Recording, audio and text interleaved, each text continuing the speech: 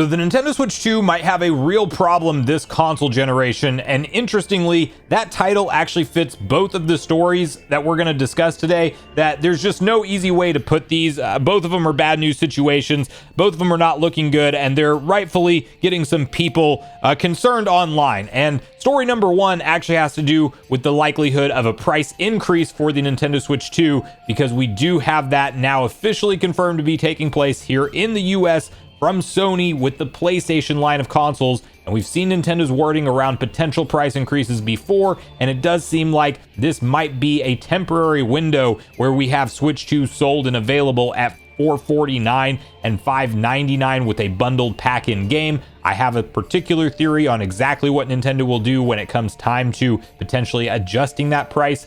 And I want to share my 2 cents with you all on that situation. Then at Gamescom 2025, we have a lot of reports from different journalists that are starting to go hands-on with select games that are at Nintendo's demo booth. And interestingly, one of them, Elden Ring Tarnished Edition, which is a huge game for a lot of people looking forward to picking this up the first time on Nintendo Switch 2. I'm personally just looking forward to replaying it on the Switch 2. It looks like the performance on this game is so bad. We're talking 15 to 20 FPS in certain open world sections of it in Limgrave when panning around the camera and stuff like that. And to the point where they are asking media not to capture any footage of this. And while this could be more of a one-off issue tied to certain ports of certain games and even publishing studios, maybe not giving them all the resources they need, it's not a good look when we're talking about this game now popping up with potential big performance issues alongside of some recent reports of a game we talked about who is from the same publisher, to be fair, but it's starting to raise some concern on the third-party quality of games that we are going to see brought to Nintendo Switch 2 in this generation. And listen, it's a valid concern to have. So I want to unpack both of these stories with you all, but before we do, make sure you like, subscribe, and turn on your bell notification to join Sunbro Nation if you're new here. And we're going to first kick this off by discussing the price hike situation that PlayStation just announced and joined the club of everybody else raising console prices. You probably remember on the channel, we talked about Microsoft first doing this with the Xbox Series S and X. Series S went up a full $80. Series X went up a full $100. Then you had Nintendo actually announcing their own round of price increases, but just keeping it to the Switch 1 family of systems, with the OLED model now sitting at $399 MSRP. Switch 1 base console jumping up to $340, and the Switch Lite jumping up to $230. So pretty sizable price increases for an 8-year-old console, which is just kind of crazy that's even a reality that we can be talking about, but sure enough, it is. And now we have this news over at VGC, which you can see for yourself. And I really want to highlight what's happening to PlayStation, but also talk about why this doesn't spell good things for the Nintendo Switch 2 and its long-term price point of that $449 or $499 bundle pack-in option that may end up, we might look back on that a year from now or less and actually think that that is a steal of a price, or at least a better price than what Nintendo offers us. So first, you can see PlayStation 5 is going up in price in the US starting tomorrow. This is today at the time you're seeing this video. PS5 Pro now $750. So let that be a real sticker shock for you. $750 for the PS5 Pro is insane to say out loud. According to Sony, similar to many global businesses, we continue to navigate a challenging economic environment. As a result, we've made the difficult decision to increase the recommended retail price for PlayStation 5 consoles in the US starting on August 21st. The new prices are as followed. You have $549.99 from the $499 PlayStation 5 base console, which does include the disc drive on the regular PlayStation 5. It does not on the Pro. We do also, oops, hit my spacebar there. We do also have the digital edition going up to $499 from $449. And what's funny about that one is when we were talking about the PS5 launching, we actually had the PlayStation 5 base console at $500, and we had the digital edition available for $399. That one did actually see a price hike to $449. Now it's up to $499. That's a $100 increase on the digital SKU for PlayStation 5, which is crazy. In the same console generation, we used to have sales, believe it or not. Consoles went down in price. Now they're going up. We're going to sound like old men on the internet talking about how we remember a time when console prices went down late into their life cycle. Now we had the already very expensive PlayStation 5 Pro, which was $699, sitting at $749. So the PlayStation 5 is the latest piece of consumer tech to be impacted by global economic issues. Sony previously increased the price of PS5 in select regions in August 2022, with both digital and standard edition getting hikes in the UK, Europe, Australia, Japan, China, Mexico, and Canada, but not in the United States. Then in 2025, it raised prices again in multiple regions. Earlier this month, Nintendo raised the price of the original Nintendo Switch hardware, with the standard units increasing by a cost of $40, the OLED model by $50, and the Switch Lite by $30. Nintendo has been assessing, I believe is what they meant to say there, market conditions for some time now, most notably with regard to U.S. President Donald Trump's ongoing trade tariff decisions. The company delayed Switch 2 pre-orders, you might remember that, in the U.S. due to the country's turbulent financial situation. And then you have here, it eventually opened up U.S. pre-orders in late April without changing the console's price, but it did raise the price of some Switch 2 accessories in the U.S. and warned that other adjustments of the price of any Nintendo product are also possible in the future, depending on everybody's 2025 favorite word, market conditions. That is what everybody's blaming it on. Obviously, it's a mix of things like inflation, tariffs, and basically currencies adjusting in value all around the world. Now, Daniel Ahmed, who is very in the weeds on this different stuff, originally said, this is his first post we're going to look at, where he's citing Wario64 sharing this official news. And he said it would happen even though Sony is diversifying away from China for the US bound shipments. It's still an important manufacturing center for Sony. 30% tariff on China, 15% tariff on Japan, 20% tariff on Vietnam, 19% tariff on Malaysia means Sony is impacted no matter what. So Sony is basically losing money on a certain percentage of the profits that they were taking home before. It's not to say that they're not making a profit at all on the PS5. I don't know what their actual margins are on the console. Maybe they are still selling it at a loss this point into the console generation. It seems like they'd probably be profitable on the hardware by now, but that margin would obviously be going down with these tariff percentages in place and things like that. But these companies are massive for-profit companies at the same time, and they end up posting record numbers and all-time highs with their take-home revenue as well. So keep that kind of stuff in mind when we're talking about this. But Daniel Ahmed also then points out, though, in a follow-up post,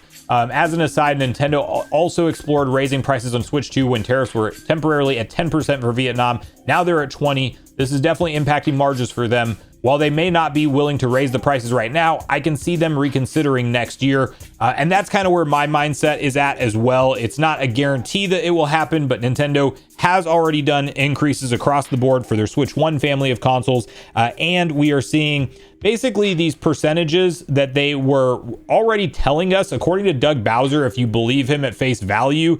He stated that Nintendo did not factor in the ongoing tariff percentage adjustments into their Nintendo Switch 2 MSRP at the $449. Like, that was what he was on record saying. Furukawa also stated to investors that they would look at things like price adjustments if necessary based on the global economic conditions. And this is just a reality that Nintendo's going to look at the bottom line of what their take home is for each Switch 2 console. We've seen some reports, we don't know how accurate they are, that a Switch 2 costs somewhere in the realm of $410, $420 just to manufacture, assemble, and ship here to the US. In US dollars. So if that is a real number, they are slightly profitable still at what they're selling it for. And listen, companies do sell their hardware at a loss historically, other than Nintendo, and then over the generation that starts to not become as big of a thing as the prices for the parts start to fall and things. But these things just haven't been going down, and everything's been going up is kind of the situation here as of recently. And you just have to ask that question: is Nintendo actually going to eat an additional percentage tariff number? Oh, and I should say that 410, 420, I think that was in the 10% range for the Vietnam tariffs at the time. So if there is legitimately a 10% increase on that, how much of that and how long will Nintendo kind of forego not passing on that price point to the consumer? Well, they are in user acquisition phase right now, where they want as many brand new people as easily as possible on the Switch 2, no doubt. However, they also chose to launch the console in a very interesting variation available, not in forms of color or anything like that, but they actually launched this hardware with either a bundle pack in game, which you could get for a discount and an extra $50 price point, or the base console itself. My idea is we knew that the entire time that the Mario Kart World Bundle was going to be temporary. In fact, it's ending leading into the holiday season, and it is then shifting to Pokemon Legends ZA, which will launch on October 16th. And that will be your $50 bundle pack-in game where you're only saving $20 off its MSRP instead of the $30 savings like Mario Kart World Bundle was. But that's still their $4.99 price point. It has a game included right now. My idea is that Nintendo holds on to that all the way through the holiday season, and that potentially we might be looking at them just stop including that game, but continuing to sell the console at a $4.99 price point. I actually do believe that that would, in theory, in my head, make the most sense for Nintendo to kind of rip off the band-aid of a price increase that they want to do now with these new percentages and trade conditions going on and all of that stuff. But you then also have them still kind of sticking to a number that's already in our head, and now we just don't get a bundle pack-in game with it. Obviously, when you buy a new console, you want games, so a nice bundle pack-in game is nice to have at the launch. But when I tell you guys, if you don't want to pay a higher price for the Nintendo Switch and you want to get the most value, or Switch 2 that is, the most value out of the system, probably pick it up around launch. I would say that the safest thing you can do is buy one between now and the end of the holiday season, because whenever we start 2026, I do think we'll be making a news video one day that officially announces, a $50 price hike for the Switch 2 base console, and we just don't have a bundle pack-in game, or maybe we do at a $550 price point. Regardless, I think something like a $50 increase is on the table here for Nintendo. They've said as much as that they are evaluating raising the price before, and now we have pretty much everybody in the industry doing it, which in the meantime makes Switch 2 look like a better value, but if it joins those higher prices, that part will not stick around for long. Okay, moving on from there, we have kind of story number 2, which is not a good news story either. I like to be a little bit more upbeat in general throughout my day, but here's how we're looking with these last couple headlines. Okay, from here we have IGN says Elden Ring on Nintendo Switch 2 is a disaster. Their exact quoted words, in handheld mode. I have some hope for docked mode. Handheld mode, though, obviously a big selling point for Elden Ring. That might be problematic, at least at the current build of the game, which, to be fair, we do not know the release date of this product yet, when it will actually ship and go on retail and we can play it and everything. We don't know that yet, so keep that in mind as we're reading through some of this. But one of the big games shown off in the Nintendo booth at Gamescom this week is Elden Ring Tarnished Edition. The game is playable at the booth, and IGN is one of the many publications which went hands-on with the game. Elden Ring isn't the best optimized game, even on the more powerful Xbox Series X and S and PlayStation 5 consoles, so naturally, many were curious to see how it performs on the Nintendo Switch 2. Sadly, there seems to be performance issues throughout, combined with confusing button layout. Even more bizarre is the fact that the game is only playable on show floor in handheld mode, whereas it would perform a bit better in docked. IGN said that they weren't even allowed to record footage, which goes to show that the game presumably needs some more time in the oven. We played Elden Ring Tarnished Edition in handheld mode on Switch 2 and came away very disappointed with the game's performance, especially when in open areas like Limgrave. Frame drops were significant when turning the camera whilst exploring outside of the tutorial area, and this, combined with a confusing button layout on Switch 2, made combat confusing and exploration fairly dispiriting.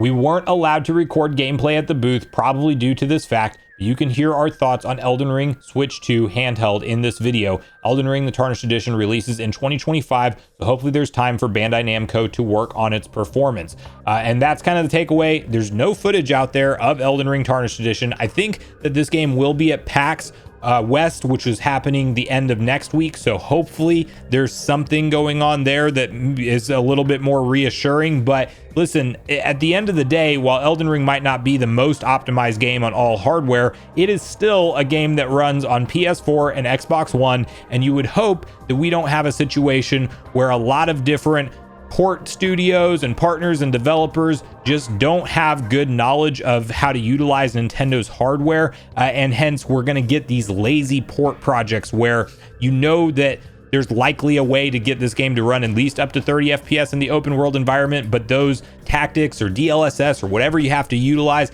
is just not fully utilized by these developers, and hence we get a rough experience with a lot of different third-party content. It's not a good look. I mean, it is the beginning of the console generation, and clearly we're only talking about handheld play and not docked. So I'm still reasonably optimistic about this game maybe looking better in its final condition, but these initial reports are not good. And it's not just IGN that said this, in case you think, well, this is just IGN kind of doing their stuff, getting people talking online. Nintendo Life, another publication that I reference quite a bit with their news articles and stuff like that, they reported the exact same thing, saying that they think it dropped down maybe not all the way to 10 or 15 FPS, but at least 20 and maybe even 15 in parts. And it was like consistently happening as you just moved your character around and moved the camera in Limgrave. That's not a great experience in handheld play, and handheld play is a big selling point for a lot of Switch 2 owners. So I really hope that they just have a lot more optimization to do, and maybe this game wasn't quite ready to show off, and that's why they're not allowing footage. But whenever you think about this, and also the recent article that we talked about, also from Bandai Namco, by the way, and while FromSoft is the developers for Elden Ring overall, I don't know that they're handling the port. In fact, I think somebody else under the Bandai Namco umbrella would be handling that, which maybe we can narrow this problem down to them a little bit, but it still is reason to be concerned, because we talked about Sparking Zero from the Switch having 720p docked, 480p handheld, 30 FPS with menus, and may drop to 24 FPS. Okay, that's Switch 1 for Sparking Zero, which it was already surprising to see it come to Switch 1. But then you look at the upgrade, and it's only 810p docked or portable, which is interesting that it's the same resolution, whether it's docked or portable. It uses dynamic resolution, 30 FPS, and HDR is supported. So basically almost the same performance out of the Switch 1 and Switch 2 version of this game. Granted, there is better looking. I thought there was some kind of comparison thing. Maybe that's not there anymore on this. There is some kind of better looking textures overall for Sparking Zero, but you start to think about how big of a problem is this going to be in the Switch 2 generation if we are seeing it hit right at the start of third-party content coming over to this platform. Now, we've had positive comments from studios like Virtuos, where they've said anything that runs on the Series S should be able to easily be ported to Nintendo Switch 2. And, you know, they're not worried about getting their stuff running on that hardware. They're actually very happy with the performance of the Switch 2. We've heard good things like that. In fact, Final Fantasy VII Remake Integrate is actually getting praised for its performance and how it looks and runs on Switch 2. So we know things like this are possible, but if Nintendo's dev kits or whatever the case is that developers need to do to get good performance like that out of the console is not super clear, at the end of the day, we're still going to get these sometimes just lazy ports and games that you know you're looking forward to that should run good on Nintendo Switch 2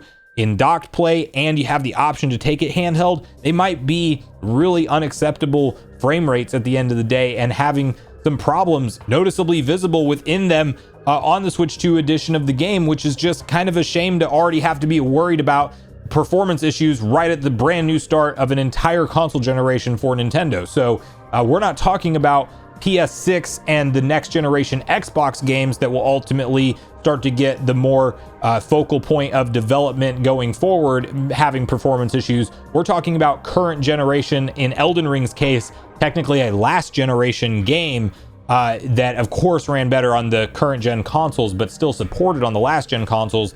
You don't want to see something like this struggling to hit 20 to 30 FPS in an open world environment, in handheld play or not. Obviously, you look around and you look at the ROG Allies of the world, and like, you know, the ROG Ally X being like $1,000. Yeah, that's going to run it better than this, but we do want that optimization to really be locked in the Switch 2 generation. And I don't think that it's necessarily, you can definitively say, a reflection of the console's total power at this point. But if you have to jump through enough hoops to get the game optimized, we are probably going to see repeat situations where select third-party games just come over to Switch 2 and they're not looking or running up to good standards, which has me concerned. The button layout thing, Switch 1 did that with Dark Souls Remastered 2. They reversed some of the buttons around for what you use to typically interact and attack and all of that. And I can't play Dark Souls Remastered on Switch 1 because it's too ingrained in my brain where all the correct buttons are. So they probably did that same weird reverse layout on Elden Ring. I'm just hoping that that should be customizable in the menu. I actually think it is customizable on the Dark Souls Remastered menu, but I never ended up playing through that game. It did run at 30 FPS instead of 60 like the other remastered editions do, which, speaking of which, let's hope we get Dark Souls Trilogy, all the games ported over to Switch 2, and hopefully at 60 FPS minimum for all of those. But yeah, this is a kind of an interesting one. Both stories not great today. We'll just end it on a quick high note. It looks like, and we probably mention this later on and cover this in a separate video, but Hollow Knight Silksong at least does support 120 FPS on Switch 2, so that's something good to talk about. Very briefly to close this out here, just because, you know, we have that 120 FPS display. Not many games utilize it. This is a perfect one to utilize it, but yeah, around, you know, all things considered, potential price hike and some reason to be concerned with the number of different third-party ports potentially this generation on Switch 2. All of that said, Elden Ring is not out yet. Maybe we get this thing patched up and running good by day one, so hopefully that's the case. But let me know in the comments down below what you make of both the different stories we talked about today. Do you have any concern, like a lot of online seems to have, around both of these different stories we talked about, whether that be a price adjustment? Do you think that will happen in the Switch 2's generation as soon as something like next year, like I personally believe we could see? Do you think Nintendo holds strong at the $450 and $500 price point and doesn't go up? And then what do you think about these reviews floating around from Elden Ring gameplay reports suggesting 15, 20 FPS in open world areas in Limgrave when looking around and stuff like that? Does that concern you? Are you looking at playing Elden Ring for the first time on the Switch 2? And do you think we might ultimately see it run much better whenever we do learn about its launch date and actually have it in our hands playable as a finalized product? So make sure you share all your thoughts and feelings in the comments down below before you leave, regardless if we agree or disagree. Also, make sure you like, subscribe, turn your notification bell. And with that, I've been Sunbro, you've been Nation. Thanks so much for watching, and I'll see you guys in the next video.